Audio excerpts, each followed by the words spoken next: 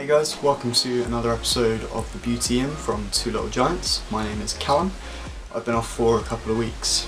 Partly laziness, partly busyness, but back today with another episode called The Beauty in Conflict.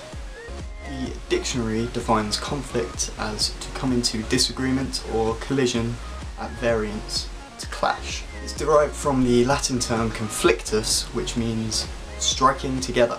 Generally, it's a word that sounds exactly like what it describes. It can be used to inspire or discourage people to achieve their goals. If you can deal with conflict confidently, then it can spur you to try harder than you were before, and you can prove to yourself and to others that you have the mettle to move outside of your comfort zone and really achieve.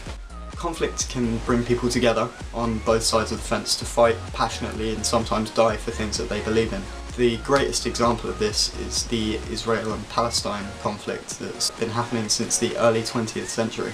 This struggle is two groups of people fighting passionately on both sides of the fence to obtain border control, recognition, freedom of movement, water control, all sorts of things. The beauty in this conflict, of course, is that several brokerage attempts have been made to try and resolve the situation, and in 2007 several polls were undertaken, and both the Israelis and the Palestinians can see that a two-state solution is going to be the way to resolve this. Hopefully several more attempts will be made in order to resolve the situation.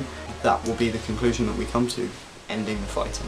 Now, an example which is less about conflict and more about overlooking conflict to achieve a mutual goal and in order to help people who are less fortunate than yourself would be an earthquake that struck Kobe, Japan in 1995. This earthquake registered a 7.5 magnitude on the Richter scale. 6,434 people died. 10 trillion yen, or 83 billion pounds worth of damage, was caused by the earthquake. This is where the Yakuza, the Japanese mafia, i.e.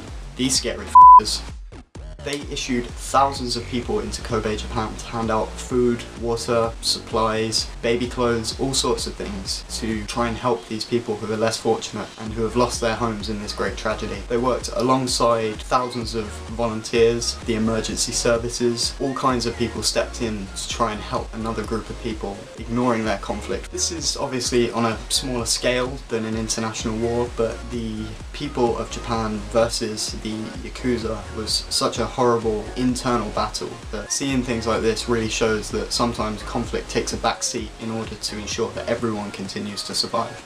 Although saying that, I'm not sure I would want one of those scary f***ers to be handing me a blanket. You've seen them. I mean, scary looking dudes. I wouldn't even want to work with one of... Hang on a second. Don't I run this vlog with someone from the Yakuza? Kidding. So, you know, conflict is a pretty tiny word. It's 8 letters, 2 syllables, and it can wield massive amounts of power, either for good or evil if it falls into the wrong hands. It defines most of our history, so basically, if it wasn't for conflict, we'd be a long way behind where we are now. It's definitely not something to shy away from. Thanks for watching.